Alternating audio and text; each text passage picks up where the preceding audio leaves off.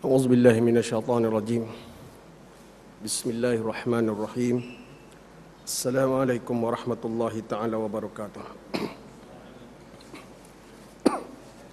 إن الحمد لله نحمده ونستعينه ونستغفره ونعوذ بالله من شرور أنفسنا وسيئات أعمالنا. من يهده الله فلا مضل له ومن يضلل فلا هادي له. وأشهد أن لا إله إلا الله وحده لا شريك له وأشهد أن محمد عبده ورسوله صلى الله على آله وأصحابه ومن تبعهم بإحسان إلى يوم الدين. وسلم تسليما كثيرا برحمتك يا أرحم الراحمين. أما بعد. قال الله تعالى في الكتاب العزيز بعد أعوذ بالله من الشيطان الرجيم. بسم الله الرحمن الرحيم. إنا أعطيناك الكوثر فصل لربك وانحر إن شانئك هو الأبتر. صدق الله العظيم. Yang dimuliakan Tuan Pengurusi Surau, Pak Imam, Tok Bilal, Tok Sia, AJK Surau serta muslimin muslimat yang dirahmati Allah. Pertama dan selamanya kita harus mengucap Alhamdulillah kerana Allah beri kita dua nikmat. Pertama, Allah beri kita nikmat Islam. Yang kedua, Allah beri kita nikmat iman. Dengan adanya dua nikmat itu, maka kita duduk dalam majlis ilmu. Walaupun malam raya.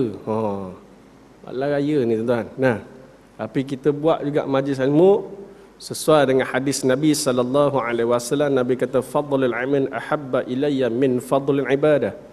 Wa khairi dinikum al-wara. Kata Nabi SAW, kelebihan ilmu itu lebih aku sukai daripada kelebihan beribadat. Dan kebaikan dalam agama kamu adalah wara. Nabi suka pada orang banyak duduk dalam majlis ilmu daripada melakukan ibadah-ibadah sunat yang lain. Kalau bertembung di antara majlis ilmu dan ibadah sunat, maka kita kena duduk dalam majlis ilmu itu lebih afdal. Dalam hadis yang lain, Nabi SAW bersabda, Man salaka tarikan yaltamisu fil ilman sahalallahu lahu bihi tarikan ilal jannah. Barang siapa yang menempuh suatu jalan untuk mencari ilmu, tuan-tuan mari datang. Ada yang naik motor, ada naik kereta, jalan kaki, mari datang surau. Semata-mata nak duduk dalam majlis ilmu, nak dengar majlis ilmu. Nabi kata, sahalallahu lahu bihi tarikan ilal jannah. Allah permudahkan untuk dia jalan ke syurga. InsyaAllah. Ya. Ini kelebihan duduk dalam majlis ilmu. Duduk dalam majlis ilmu, Allah permudahkan untuk dia jalan ke syurga. Syarat hati dia kena ikhlas. Ya, ikhlas. Muslimin, muslimat dirahmati Allah. Sesuai dengan malam ni, malam raya. Raya Aidil Adha. Nah, jadi kita cerita sikitlah berkenaan dengan korban, insya-Allah. Bila mana Allah sebut inna a'tainakal kautsar fasalli li rabbika wanhar inna syani'aka huwal abtar. Nah, inna a'tainakal kautsar, sesungguhnya berapa banyak nikmatku telah kuberikan kepada kamu wahai Muhammad dan juga umat Muhammad. Fasalli li rabbika wanhar, maka dirikanlah solat dan berkorban. Kalau kita tengok pada ayat ni tuan-tuan, Allah kata inna a'tainakal kautsar, berapa banyak nikmat aku bagi kamu. Nah, nikmat rezeki yang banyak, rumah besar. Nah, apa lagi? Isteri besar. Semua besar, gaji besar. Nah, yang paling besar adalah nikmat yang Allah beri kepada kita adalah nikmat Islam dan nikmat iman. Nikmat Islam, nikmat iman. Dengan ada dua nikmat ni, yang Nabi kata siapa yang di akhir kalam dia mati dengan kalimah la ilaha illallah, maka dakhalul jannah, masuk syurga. Nah, ni nikmat paling besar. Orang Islam, sebab Allah kata inna din, sesungguhnya agama yang diterima diredai di sisi Allah adalah Islam. Agama lain Allah tak redha. Dengan Islam kita ada bulan-bulan Islam yang besar, antaranya bulan Ramadan. Tapi bila kita tengok bulan Ramadan, memang Ramadan ni satu bulan yang besar. Dalam bulan Ramadan kalau kita tengok pada rukun Islam ada 5. Nah, pertama syahadah, kedua solat, ketiga puasa, keempat zakat, kelima haji. Bulan Ramadan kita boleh buat 4 dia. Yang nombor 5 kita tak boleh buat. Tapi masuk bulan Zulhijjah, kita syahadah, kita solat, kita puasa. Hari ni puasa. Kan? Puasa 9 Zulhijjah, hari Arafah. Orang di Arafah sana tak payah puasa. Orang yang di sini meraikan orang yang duduk di Arafah, kita puasa di sini. Nabi kata, siapa yang puasa pada hari Arafah, aku doakan kepada mereka, mudah-mudahan Allah ampunkan dosa mereka setahun yang lalu dan setahun yang akan datang. Oh, besar. Besar fadilat dia. Sampai Nabi kata, aku doa. Nabi doa, tuan-tuan. Nabi doa tu makbul lah. Nah, kemudian bulan Zulhijjah juga kita bersedekah. Sedekah ni masuk zakat. Kita ada dapatan, nak keluar zakat pendapatan. Duit banyak, pergi bayar duit korban. Itu salah satu zakat, kita sedekah.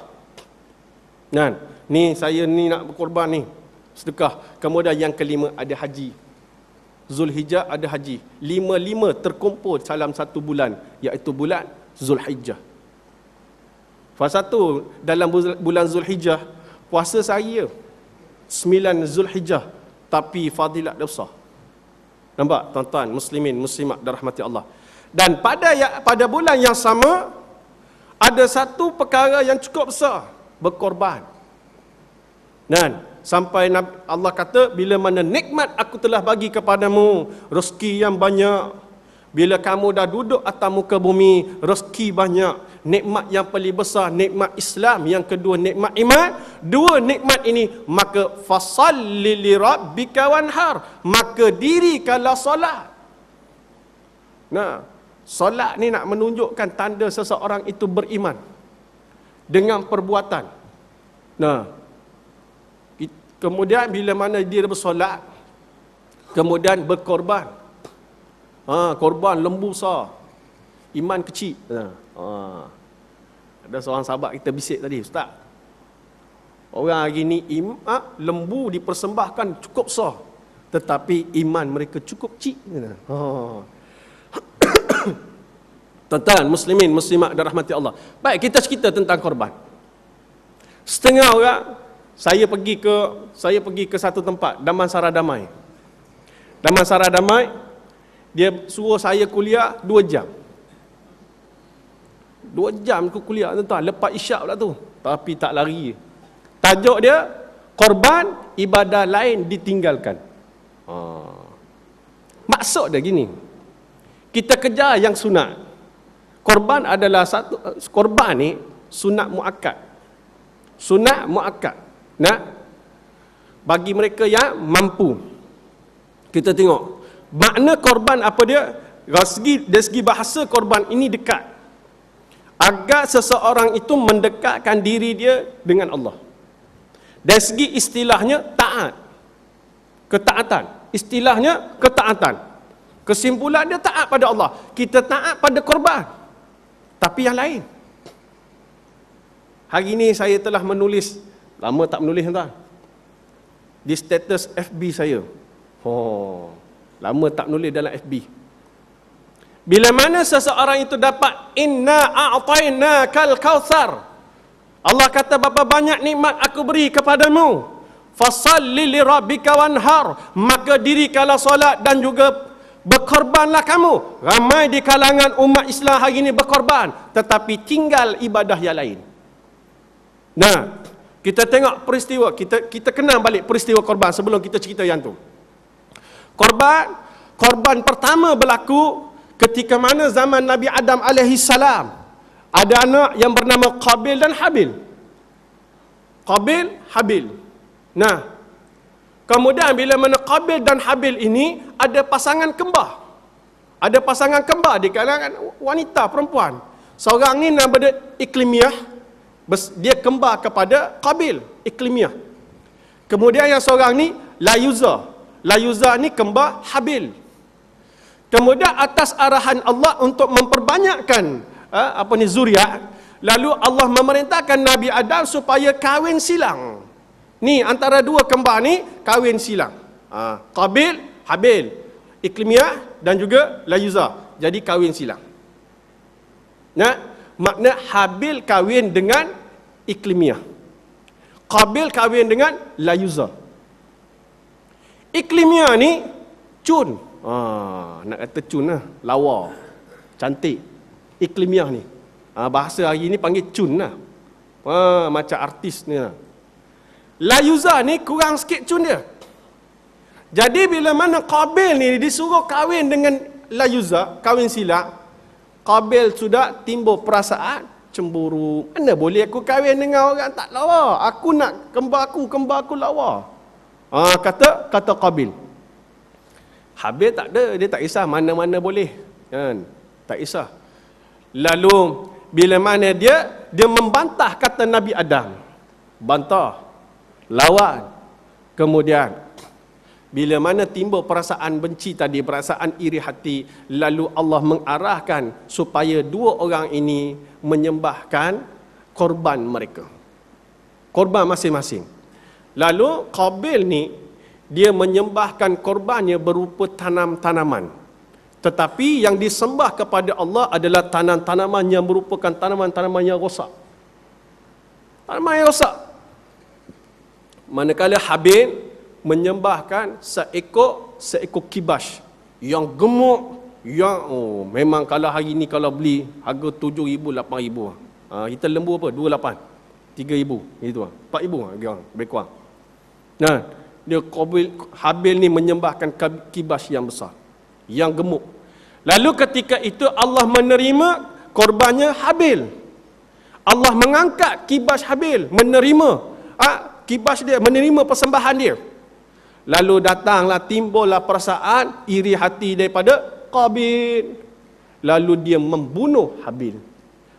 Korban pertama berlaku atas muka bumi dan juga pembunuhan pertama berlaku atas muka bumi. Ini peristiwa. Baik. Bila mana datang korban yang kedua, peristiwa korban yang kedua. Datanglah pada zaman Nabi Ibrahim alaihissalam. Nabi Ibrahim, tuan-tuan, ketika mana Nabi Ibrahim ni dia dilahirkan di satu bandar yang bernama Babylon. Babylon ni sebuah negeri yang kaya, negara maju, tetapi agamanya kuno, menyembah berhala. Ibrahim. Lalu ketika itu bila mana dia ni hidup bersama dengan ayah dia ni tukang buat berhala. Dahlah dia bawa satu agama lain, tiba-tiba ayah dia bawa agama lain. Ketika itu ada seorang raja yang sungguh zalim, nama dia Namrud. Namrud zalim, tuan-tuan. Ketika mana Nabi Ibrahim berdakwah kepada Namrud, Namrud tanya dia, "Ya Ibrahim, siapa Tuhan yang engkau sembah, wahai Ibrahim?" Nabi Ibrahim kata, "Aku menyembah Tuhan yang mencipta dan juga mematikan manusia."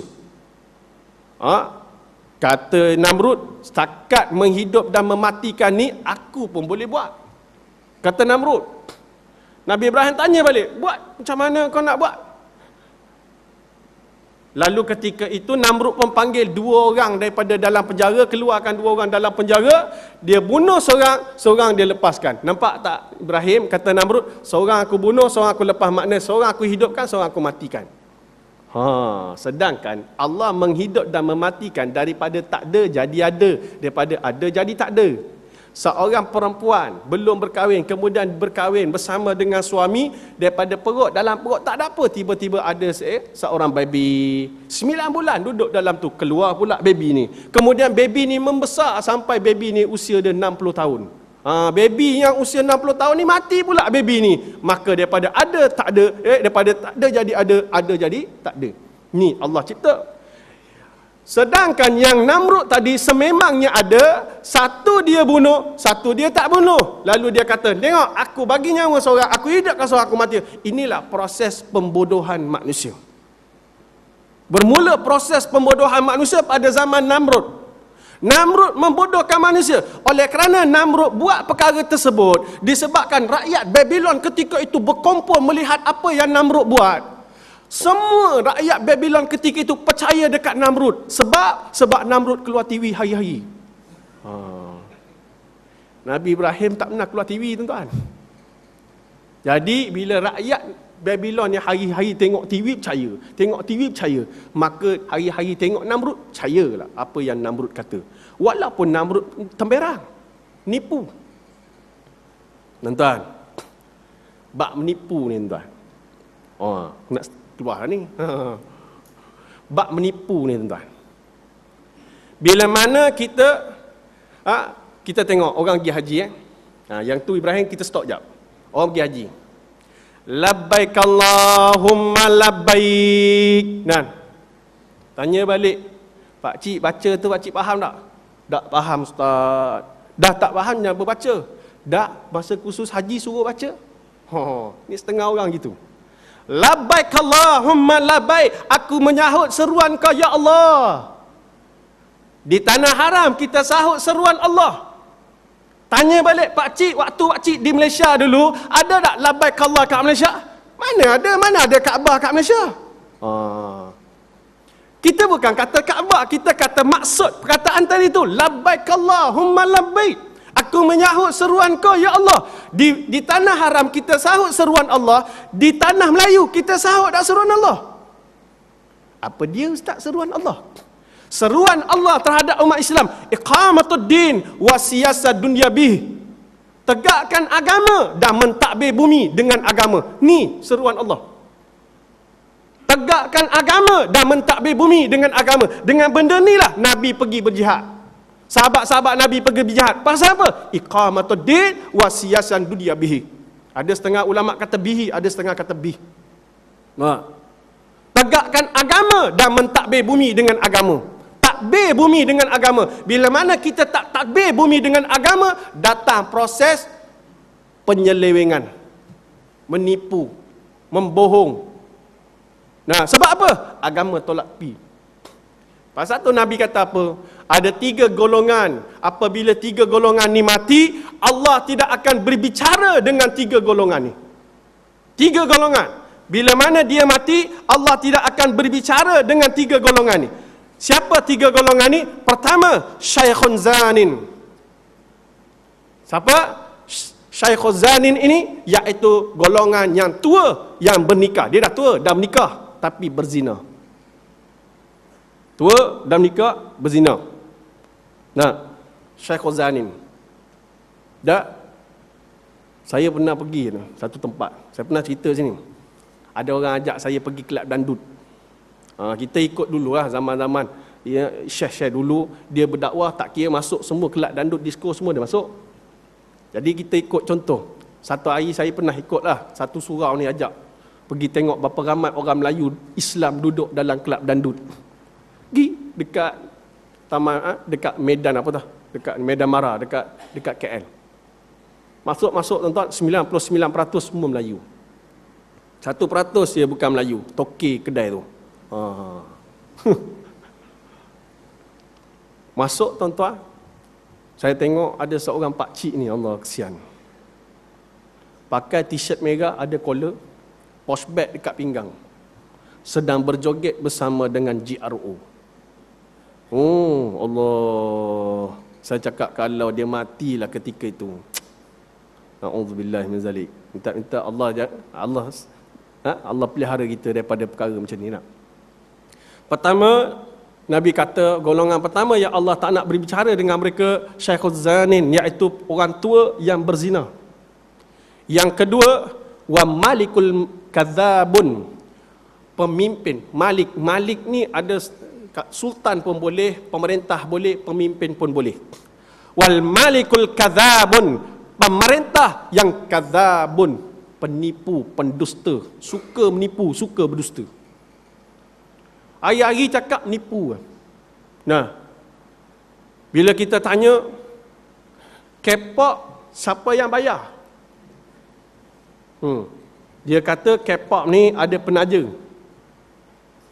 Bila audit masuk, keluar laporan, 1.6 juta bayar kepada K-pop. Masuk audit baru keluar temberang dia.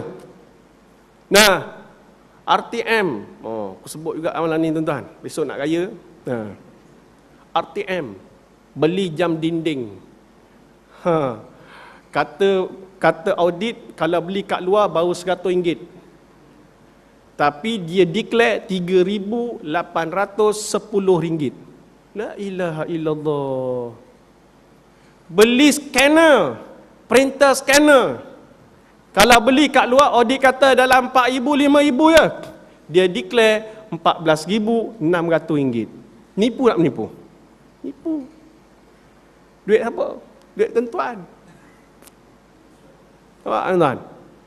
Wal malikul kadzabun. Golongan kedua Nabi kata, aku tak, bila mana Allah, bila mati dua golongan ini, Allah tak akan berbicara dengan dia, iaitu pemimpin yang menipu.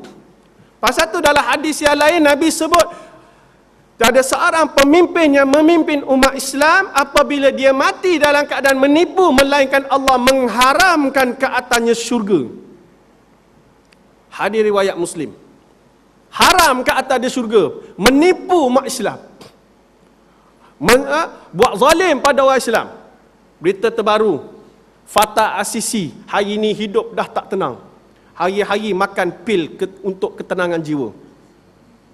Fatah Asisi hari-hari telan pil. Nah, yang pecah lubang ni siapa? Orang kanan dia dulu.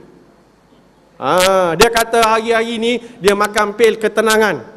Dan dia ada banyak bilik dalam rumah dia. Sama pengawal dia takkan tahu bilik mana dia akan tidur malam tu. Sampailah di akhir waktu nak tidur tu, dia akan pilih mana satu dia akan pilih. Dan dia akan pakai baju kalis peluru 24 jam. Dan dia tak naik kereta dia lagi sekarang ni. Tapi dia naik kereta pengawal peribadi dia juga kalis peluru. Ni Fatah Asisi. Buat jahat ni. Apa guna dia kuasa tapi hidup tak tenang? Baik macam kita ni tak? Tenang hidup kan. Duduk dalam majlis ilmu. Nabi kata siapa yang duduk dalam majlis ilmu, Allah akan turunkan kepada mereka sakinah. Apa sakinah? Ketenangan jiwa. Jiwa tenang ya. Tahu-tahu mati. Gitu. Punya tenanglah hidup kita. Nah, tenangnya kita semayang pun dalam keadaan tenang. Tahu-tahu dah habis 4 rakaat. Dah 4 rakaat dah ke? Punya tenangnya. Nampak tuan-tuan? Baik. Bila mana kita tolak agama, jadi macam tu. Kita pergi, kita takbir raya. Ni, semua orang takbir raya malam ni. Semua masjid, tak kira masjid biru, masjid hijau. Sama je. Allahu Akbar, Allahu Akbar, Allahu Akbar. La ilaha illallah, Allahu Akbar. Allahu Akbar walillahil hamd. Ini belah Arab tuan-tuan. Ini takbir belah Arab. Belah Yaman macam tu, belah Saudi pun macam tu. Kita sini lain. Kita bunyi sayu. Allahu Akbar, Allah. Pak Imam menangis. Habis makmum semua menangis tuan. Nah, sedangkan takbir raya ni takbir kemenangan dalam peperangan. Setengah ulama kata perang dalam kemenangan peperangan Badar, ada setengah kata dalam perang Khandaq. Perang Badar bila mana berlakunya Abdullah bin Mas'ud memotong kepala Abu Jahal. Dia penggal kepala Abu Jahal, lalu diikat dengan kepala tadi dengan tali, dipanjangkan tali, diikat di pinggang, lalu dia berjalan menggolek-golekkan kepala Abu Jahal. Lalu Nabi lihat apa yang Abdullah bin Mas'ud buat, lalu Nabi bertakbir raya dekat tengah-tengah Badar tadi. Wah, ni peristiwa pertama. Peristiwa kedua dalam perang Khandaq. Bila mana pada satu malam Allah turunkan tentera Allah. Angin, hujan, ribut, habis tentera Ahzab. Besoknya mereka lihat kejadian, mereka bertakbir raya waktu tu. Nah, jadi tak apa. Mana-mana pun boleh pakai. Bila kita sebut Allahu Akbar, Allahu Akbar, Allah Maha Besar, Allah Maha Besar, Allah Maha Besar. Makna tiada Tuhan melainkan Allah. Allah yang maha paling besar sekali. Undang-undang Allah paling besar. Syariat Allah yang paling besar. Kitab Allah yang paling utama yang kita kena buat atas muka bumi. Pasal tu iqamatuddin wa siyasah dunya bihi, tegakkan agama dan mentadbir bumi dengan agama. Macam mana nak tadbir bumi? Mesti berpandu kepada Al-Quran. Dah, kita sebut Allah Maha Besar. Allah Maha Besar. Kita tengok undang-undang manusia. Yang dia kata undang-undang manusia ni adil. Saya pergi seminar, tuan-tuan. Seminar berkenaan undang-undang. Mana lebih adil? Mereka buat kajian. Mana lebih adil? Undang-undang manusia, undang-undang Allah. Dua orang lawyer. Seorang pengkaji jenayah. Seorang ustaz. Baik, kita tengok satu contoh. Seorang driver taksi. Bawa taksi. Dalam dia bawa taksi tadi, dalam perjalanan ni dia tengok WhatsApp. Oh, tengok WhatsApp. Oh, tengok handphone, tengok WhatsApp. Nak balas WhatsApp. Jadi dia tak sedar kereta dia makin ke tepi. Tiba-tiba terlanggar seorang makcik. Jatuh makcik ni, mati, meninggal makcik ni. Dia langgar makcik, meninggal makcik. Baik, makcik ni meninggal, satu kes. Orang kampung buat report, driver taksi ni kena bawa ke mahkamah. Dibicara di mahkamah. Bila mana dibicara di mahkamah, hakim, tengok, kamu didapati bersalah walaupun kamu tidak melanggar tidak sengaja, tetapi disebab kamu cuai baca WhatsApp, jadi sehingga kamu langgar makcik ni sehingga mati, lalu kamu didenda. Pertama penjara setahun, kemudian bayar denda 2,000. Kata hakim. Ni contoh je. Penjara setahun, denda 2,000. Baik, driver taksi ni pun bayar 2,000. Kat siapa dia bayar? Bayar kat kerajaan. No. Haji Makno cakap kerajaan. Dia bayar kat mahkamah, kena ambil kerajaan lah. Betul lah tu.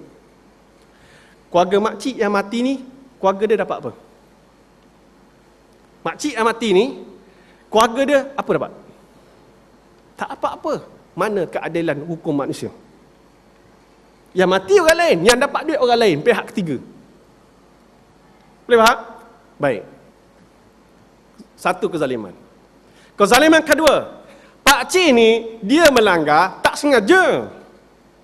Tiba-tiba kena penjara 2 tahun. Okey, tak apa. Sekarang ni anak kat rumah ada 8 orang. Isteri seorang. Siapa bagi makan minum anak dan isteri? Anak isteri. Isteri tanggung sendiri. Betul? Kezaliman kedua. Baik, kita tengok hukum Allah. Dalam Islam, bila mana mati balas, bunuh balas, bunuh. Tapi semua kuasa tersebut terletak kepada kuasa si mati, keluarga si mati. Semua kuasa tadi letak pada dia. Sama dia nak lantik lawyer mana, dia nak lantik hakim mana, dia lantik investigation mana, semua terletak kepada keluarga si mati. Nah, kemudian pakcik ni pun datang jumpa keluarga si mati. Saya minta maaf. Saya betul-betul tak sengaja apa yang berlaku. Bukan niat saya nak langgar, tapi disebab inilah takdir Allah, kata pakcik ni pun. Kita tengok di mana? Di Kedah. Kenduri, sampai makan kenduri balik 6 orang meninggal dunia. Kes keracunan kan. Akhirnya keluarga yang mati ni dia kata apa? Kami redha apa yang berlaku. Ini ketentuan Allah, tuan-tuan. Dah faham ni? Ini semua ketentuan Allah. Nah, barang naik ketentuan Allah. Nah. Baik. Selesai. Nah, dia jumpa keluarga si mati. Keluarga si mati pun kata, baiklah pakcik, kami redha dengan apa yang berlaku. Kami maafkan pakcik. Tapi dengan syarat, pakcik kena bayar diat. Pampasan. Baik, pakcik ni pun tanya, berapa keluarga nak? Lebih kurang 5,000 lah pakcik, tak nak banyak. Sebagai buat syarat dia. Sebab harus, benda tu harus. Buat syarat dia. Baik, tadi bayar 2,000. Ni bayar 5,000. Macam ni banyak kan? Macam banyak. Dia macam pembankan Islam dengan bank konvensional. Bank Islam, kalau kita tengok dari segi kos dia memang banyak. Tapi kalau kita tertinggal 3-4 bulan, kita bayar balik pun tetap kos yang sama. Tapi kalau konvensional, interest naik. Nampak beza dia? Jadi kalau kita tengok macam banyak, yang ni macam sikit. 2,000 dengan 5,000. Baik. Bila mana pak cik ni pun setuju. Baik, saya akan bayar 5,000 tapi saya tak ada duit sekaligus. Saya akan bayar ansur-ansur. Boleh tak? Keluarga pun kata, boleh pak cik, tak ada masalah. Balik pak cik ni dalam masa yang sama, dia boleh pergi kerja balik. Cari duit 5,000 tadi nak bayar pada keluarga ni. Dalam masa yang sama, anak dan isteri dia terpelihara. Ni dah bagi makan tiap-tiap hari. Nampak tuan? Keadilan Islam. Banding dengan manusia. Bila mana kita tak ada iqamatuddin wa siyasat dunia bihi, tegakkan agama dan mentadbir bumi dengan agama. Bila kita tak tadbir bumi dengan agama, maka datang penyelewengan tentang agama. Pasal tu kita boleh buat korban, tapi ibadah lain kita tinggal. Bayar. Pergi jumpa Haji Makno dekat surau. Saya nak bayar duit korban RM500, kata contoh. Awak duduk mana? Tak pernah nampak pun. Tanya balik. Saya duduk kat ujung sana je. Tak pernah nampak pun. Saya tak solat. Boleh faham? Korban tadi sunat muakkad. Solat wajib. 1. Datang pula seorang perempuan. Datang baju ketat, seluar ketat. Bayar. Saya nak bayar duit korban. Baik. Berapa orang korban? 3 orang. Saya, suami saya, anak saya, 3 orang.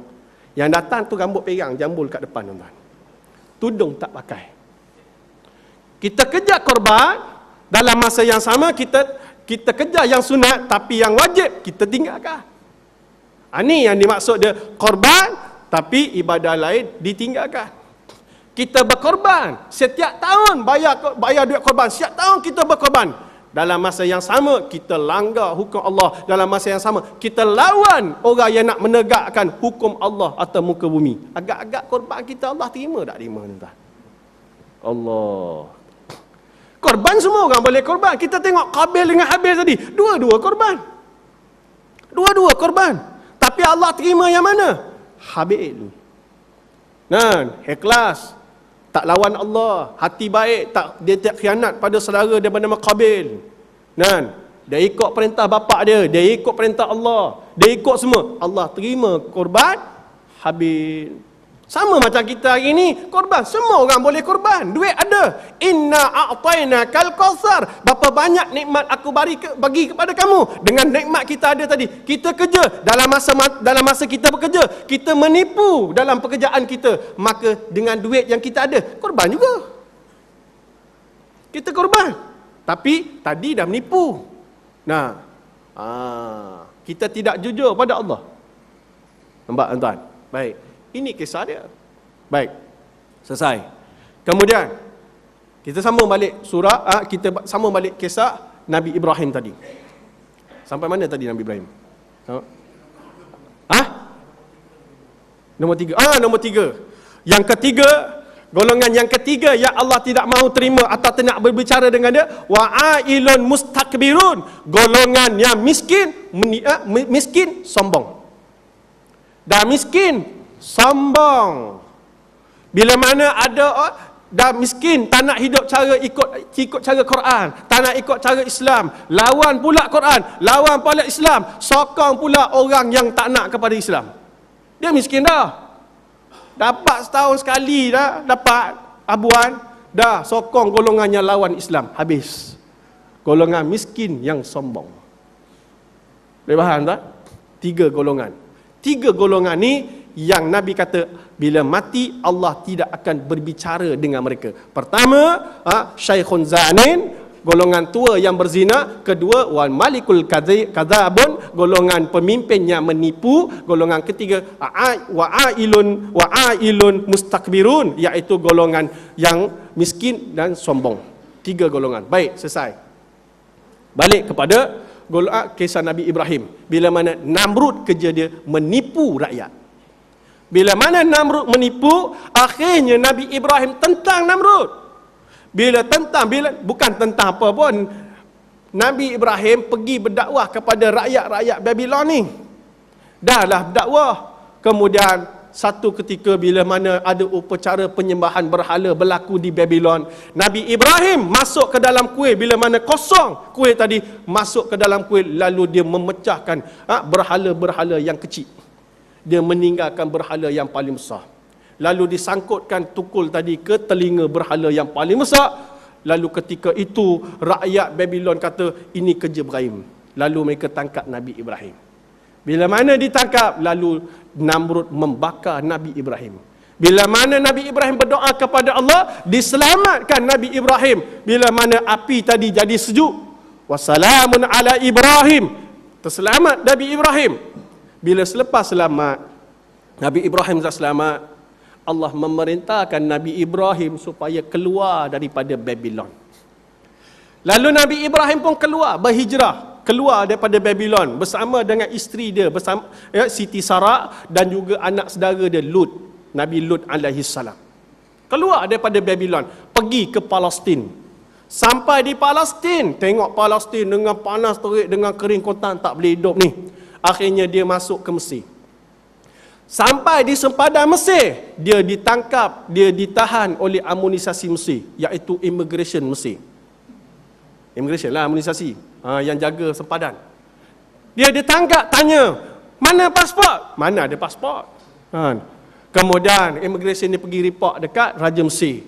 Tuanku, ni ada 3 orang masuk pendatang asing, nak bagi IC ke tak? Dia tanya gitulah. Yang tu saya tambah tuan. Tuanku, ada 3 orang pendatang asing, yang seorang tu perempuan, cukup main lawa, dia kata. Raja Mesir bila dengar, ada perempuan lawa, suruh dia datang ke istana. Lalu dibawa ke istana. Nabi Ibrahim tahu dah apa Raja Mesir nak buat. Lalu Nabi Ibrahim pun berdoa kepada Allah, ya Allah, selamatkanlah kami dan selamatkanlah isteriku. Siti Sarah ni memang lawa tuan-tuan. Bila mana menghadap di depan Raja Mesir, Raja Mesir ni pakai ayat cukup power habis dah, nak mengorat bini Nabi Ibrahim untuk bercerai dengan Ibrahim, untuk kahwin dengan dia. Bagi pujuk, tak nak. Akhirnya dia mengalah. Bila dia mengalah, datang respect, hormat kepada isteri Nabi Ibrahim dan juga Nabi Ibrahim. Bila mana dia kata, tak apalah, aku dah pujuk pun tak nak, aku lepaskan kau.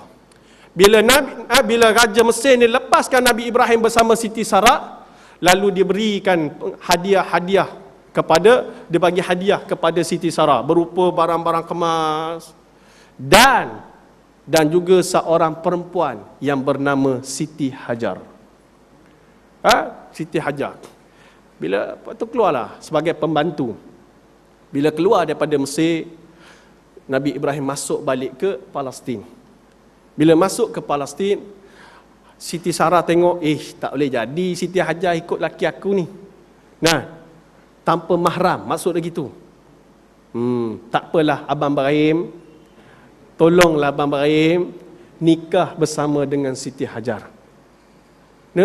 Isteri offer tuan-tuan. 1000 dalam satu. Ada kat sini, Seksyen 8 ada jenis isteri ni. Marah orang belakang tuan. Ada.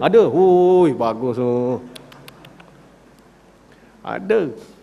Siti Sarah kata, wahai Abang Ibrahim, tolong nikah dengan Siti Hajar untuk mengelak fitnah. Akhirnya bernikahlah Nabi Ibrahim bersama Siti Hajar. Bila mana bernikah, tiba-tiba hasil pernikahan Nabi Ibrahim bersama Siti Hajar, Allah kurniakan seorang anak lelaki yang bernama Ismail. Siti Sarah tengok, mana boleh jadi aku dulu kahwin dengan Ibrahim tak dapat anak, mu kahwin kemudian dapat anak. Timbul perasaan cemburu. Bila timbul perasaan cemburu, Allah perintahkan Nabi Ibrahim bawa Siti Hajar keluar daripada Palestin, pergi ke satu tempat yang di bawah lembah yang kering dan kontang, tak ada air. Itulah tanah haram. Bawa sampai tanah haram, Nabi Ibrahim letak Siti Hajar bersama Ismail, lalu dia pun balik. Kata Hajar, wahai kakanda, adakah perintah meninggalkan kami ini adalah wahyu daripada Allah? Nabi Ibrahim pun senyap, duduk, pergi. Makna Siti Hajar faham, ini perintah Allah. Lalu dia redha, inilah ketentuan Allah. Nabi Ibrahim pun balik dalam keadaan hati yang berat, meninggalkan anak yang masih kecil. Aku duduk lama dah, hidup 80 tahun tak dapat anak, tiba-tiba dapat anak, suruh tinggal dekat lembah, aku balik ke Palestin. Allah, hai. Kita jangan macam tu tuan-tuan. Ni Nabi Ibrahim. Kita ini tinggal R&R, patah balik, pusing dekat Gunung Semanggung, patah balik pergi Ipoh. Oh, tu. Ambil isteri tertinggal. Macam mana boleh tertinggal pun tak tahulah. Nah. Baik. Bila mana Nabi Ibrahim balik, Siti Hajar ni duduk seorang-seorang di tanah haram, di lembah yang kering dan kontang. Berlagilah daripada Safa ke Marwah. Marwah, Safa, Safa, Marwah, berlari-lari tuan-tuan. Nak cari air, tengok macam dekat Safa ada air, tengok, oi pergi lagi tengok tak ada pula, tengok pula Marwah. Rupanya inilah Allah gerakkan hati Hajar supaya dia perbuatannya Hajar buat itu akan menjadi syariat dalam Islam. Dan syiar Islam. No, kita pergi sa'i tu, Safa, Marwah, Marwah, Safa, Safa, Marwah. Tapi Hajar berlari tuan-tuan. Kita jalan pun baru lari antara lampu hijau ke lampu hijau pun habis lagi. Oh, mengah. Nah, tak boleh berlari ustaz. Habis tu kenapa tak boleh berlari? Ramai orang. Yang pakai bodyguard pun tak lari. Tawaf pakai bodyguard, sa'i pakai bodyguard pun tak berlari. Macam mana yang tak bodyguard ni memang tak berlari lah, memang sempit. Nah, Hajar berlari tuan-tuan. Ketika itu Nabi Ismail alaihi salam, dia dalam keadaan menangis. Budak menangis tuan-tuan. Dia bukan menangis duduk kaki diam gitu. Budak menangis, dia ketuk-ketuk dengan kaki ke lantai. Ketuk. Dalam dia ketuk tadi, pom, sekali dia ketuk, terpancut air tuan-tuan. Allahu Akbar.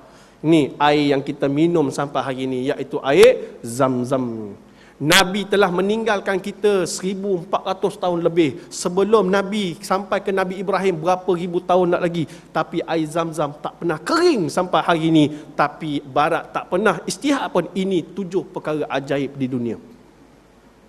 Tak ada siapa pun iktiraf air Zam-Zam ni. Sedangkan kawasan Saudi ini kawasan yang kering dan kontak. Allahu Akbar tuan-tuan. Air Zam-Zam adalah sejuk. Minum kena keadaan sunat berdiri. Minum air mineral kena sunat duduk. Air Zam-Zam kena sunat berdiri. Nampak tak? Lainnya air Zam-Zam ni. Nampak tuan-tuan? Dulu saya ingat lagi, waktu ada tangga turun ke bawah ke peti air Zam-Zam tu, saya dulu pernah tidur kat bawah tu tuan-tuan. Penat. Kita dah lah puasa, lepas tu buat umrah lagi, panas lah tengah hari tu. Oh, malam tu duduk sandar kat peti air tu, cukup main sejuk tuan-tuan. Peti air Zam-Zam yang dia sedut, lalu peti air tu baru kita minum di atas. Allahu Akbar. Hari ni air Zam-Zam. Kemudian dah lah tinggal kemudian bila mana Nabi Ismail telah besar, Nabi Ibrahim diwahyukan oleh Allah di dalam mimpi supaya menyembelih anak dia yang bernama Ismail. Kena sembelih pula. Dah lah tai kena tinggal, ni kena sembelih pula. Mimpi kena sembelih anak. Kita mimpi juga, mimpi suruh sembelih ayam. Buat apa sembelih ayam? Panggil kawan-kawan datang makan. Pun fikir 2 kali, ayam, nak kena sembelih ayam pula, panggil kawan-kawan datang makan. Ni Nabi Ibrahim mimpi Nabi itu wahyu. Lalu sembelih. Waktu dia tanya ke anak dia, apa kata Ismail? Kalau itulah perintah Allah, silakan wahai ayahanda. Redha dengan Allah. Redha dengan Allah. Nah, apa perintah Allah? Apa yang Allah arahkan, ni nak ajar kat kita, apa yang Allah suruh kita buat, yang tu kita kena buat. Jangan ada ragu-ragu. Kita baru buat sikit je. Baru suruh buat sikit je. Iqamatuddin wasiyasad dunya bihi, tegakkan agama atas muka bumi dan mentadbir bumi dengan agama. Itu je suruh buat, tak suruh sembelih anak pun. Tuan, kita tak boleh nak buat. Nabi Ibrahim suruh sembelih. Lalu ketika itu Nabi Ismail pun redha. Bila dia redha waktu nak sembelih tadi, tiba-tiba Allah tukarkan Nabi Ismail tadi menjadi kibas. Itulah kibas yang Allah naikkan daripada Habil tadi. Lalu bertukar bertukar kepada Nabi Ismail alaihissalam. Nampak tuan? Allah terima korban dua-dua ni, Habil dan juga Nabi Ibrahim alaihissalam. Inilah korban yang mula-mula berlaku atas muka bumi. Muslimin, muslimat yang dirahmati Allah. Bila Allah sebut fasalli li rabbika wanhar, maka dirikanlah solat. Solat dulu. Sebut ayat ni solat dulu. Bila solat, dah tunaikan yang wajib. Maknanya Allah perintah dalam ayat ni, tunaikan yang wajib dulu, baru tunaikan yang sunat. Ini kita korban, yang wajib kita tinggal. Nah, kita buat korban, berapa ramai orang buat korban, pergi pula Kampuchia, pergi lagi Palestin, pergi negara Arab, pergi berkorban sana, murah sikit kata dia. Nah, ini satu sifat lagi, bila mana sifat manusia bakhil dengan Allah. Bakhil dengan Allah, sedangkan Allah kata inna a'tayna kal kautsar, berapa banyak aku dah bagi nikmat kat korang ni, tapi korang bakhil dengan aku, kata Allah. Allahu akbar tuan. Fasalli li rabbika wanhar, makanya dirikanlah yang wajib dulu, tunaikan yang wajib dulu, baru buat yang sunat. Makna kalau seorang perempuan wajibnya tutup aurat, baru buat korban, ni pergi bayar duit korban, tudung tak pakai, masuk surau Ar-Rahimah. Allah Akbar. Tuan-tuan, makna Allah sebut dalam ayat ni, wajib dulu yang buat. Jangan kita buat yang korban, yang wajib kita tinggal. Baik, yang kedua. Yang ketiga, Allah kata inna syani'aka huwal abtar, makanya sesungguhnya orang-orang yang membenci engkau wahai Muhammad, maka mereka ini akan terputus nikmat kepada mereka. Putus nikmat. Ayat ni ada setengah kata kepada Abu Jahal, ada setengah kata kepada Abu Lahab. Benci dengan Nabi.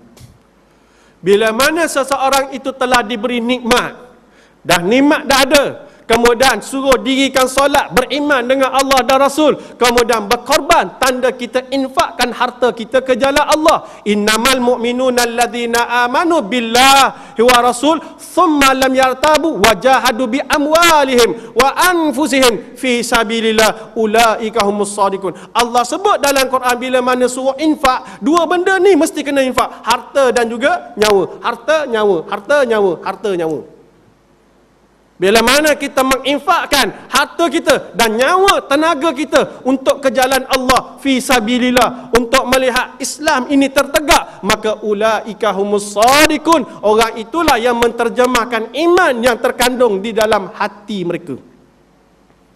Kemudian bila Allah kata inna syani'aka huwal abtar, sesungguhnya orang yang membenci diri kamu wahai Muhammad, mereka akan terputus nikmat yang ada atas muka bumi. Maksud apa? Orang yang benci dengan Nabi, iaitu orang yang benci perjuangan Nabi, benci apa yang Nabi bawa, benci apa yang Nabi tinggalkan, maka inilah golongan yang engkar, terputus daripada nikmat Allah. Allah kata yu'adzibu man yasha wa yarhamu man yasha, aku akan seksa sesiapa yang aku nak, dan aku memberi rahmat kepada siapa yang dia nak. Siapa yang diseksa? Di kalangan orang-orang yang engkar. Siapa golongan yang engkar? Allah sebut walladzina kafaru bi ayatillah, iaitu orang-orang yang engkar itu adalah orang-orang yang mendustakan ayat-ayat Quran.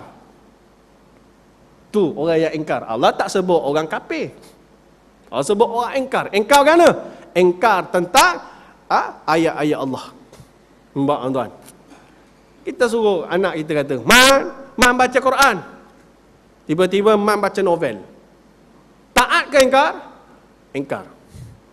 Wahai hamba Allah, umat Nabi Muhammad sallallahu alaihi wasallam, ikut Quran yang Allah kata Al-Quran itu sebagai sibghatullah, wa man ahsanu minallah sibghah. Al-Quran itu sebagai acuan Allah. Siapa yang lebih baik acuannya selain daripada Allah? Tiba-tiba kita tak nak pakai acuan Allah, kita pakai acuan orang kafir. Kita bawa undang-undang orang kafir. Kita pergi haji, labbaik Allah, balik Malaysia, kita lawan balik undang-undang Allah. Kita takbir raya, la ilaha illallah, tiada Tuhan melainkan Allah. Bila mana kita angkat undang-undang manusia melebihi undang-undang Allah, illallah tadi boleh bertukar kepada illan nas. Boleh tukar. Illallah tukar pada illan nas. Tiada Tuhan melainkan Allah, boleh tukar kepada tiada Tuhan melainkan manusia. Tuan. Allahu Akbar. Baik. Orang yang membenci Nabi, benci perjuangan Nabi, benci apa yang Nabi bawa. Ada yang sayang pun tak ikut juga. Yang sayang je ni. Sayang Nabi macam mana? Kami nyanyikan untuk Nabi. Ya Hanana, Ya Hanana. Nah, sayang Nabi. Tapi perjuangan Nabi mau ikut tak?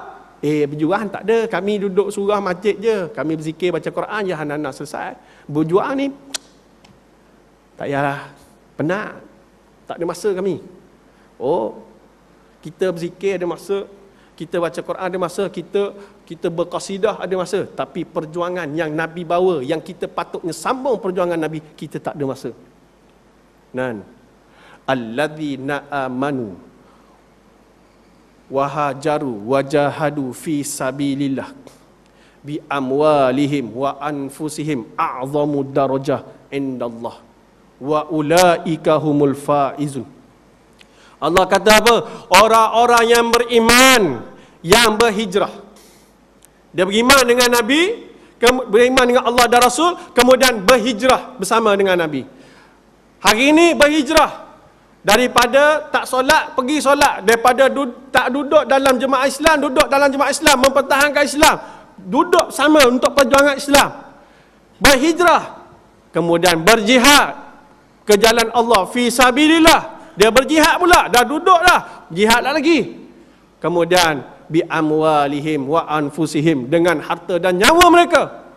A'zamu darajah indallah, tinggi darjatnya di sisi Allah daripada orang yang hanya duduk baca Quran, hanya duduk berzikir, hanya duduk berqasidah. Ni orang yang berjuang ni, dalam masa yang sama dia tunaikan tanggungjawab dia kepada Allah dan Rasul. Lalu a'zamu darajah indallah, tinggi nilai di sisi Allah, tinggi darajat di sisi Allah. Wa ulaika humul faizun, mereka nilah golongan yang berjaya di sisi Allah. Ni golongan berjaya Allah kata. Nah, jadi siapa yang benci, Allah sebut inna syani'aka huwal abtar, golongan yang benci kepada jalan Nabi, perjuangan Nabi, benci apa yang orang bawa untuk sambung kerja-kerja Nabi, maka golongan ni Allah kata mereka ini golongan terputus dengan rahmat Allah. Maksud tuan-tuan, walaupun dia kaya atas muka bumi, dia kaya, harta banyak, duit besar, nipu kerja dia, memang betul dunia dia dapat, akhirat terputus dengan rahmat Allah. Kita kena ingat, masuk syurga bukan kerana amalan, masuk syurga kerana rahmat Allah. Nak dapat rahmat Allah mesti dengan amalan. Kalau Allah sebut di sini inna syani'aka huwal abtar, siapa yang benci jalan Nabi, benci dekat Nabi, benci pembawakan Nabi, maka golongan inilah golongan terputus dengan rahmat Allah. Kalau terputus di dunia, maka agak-agak dia masuk syurga Allah tak? Tak ada tuan. Ni Allah sebut dalam surah Al-Kautsar yang kita baca untuk korban. Jadi cukup sekadar itu tuan-tuan. Tak boleh panjang sebab selepas ni nak pergi KL tuan-tuan. Ada urusan lain lagi. Waktu hari ni free, tapi sebab Haji Makno telefon, kita ambil jugalah, kesian. Nah, kita mari sini. Tolong saya nak keluar dah tadi, tu lambat sikit ni. Jadi tuan-tuan, 3 ayat. Ayat ni ayat popular. Ayat popular bagi mereka yang suka sembahyang laju.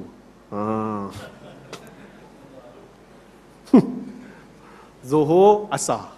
Nah, Siratal ladzina an'amta 'alaihim ghairil maghdubi 'alaihim waladdallin. Amin. Bismillahirrahmanirrahim. Inna a'tainakal kautsar fasholli lirabbika wanhar.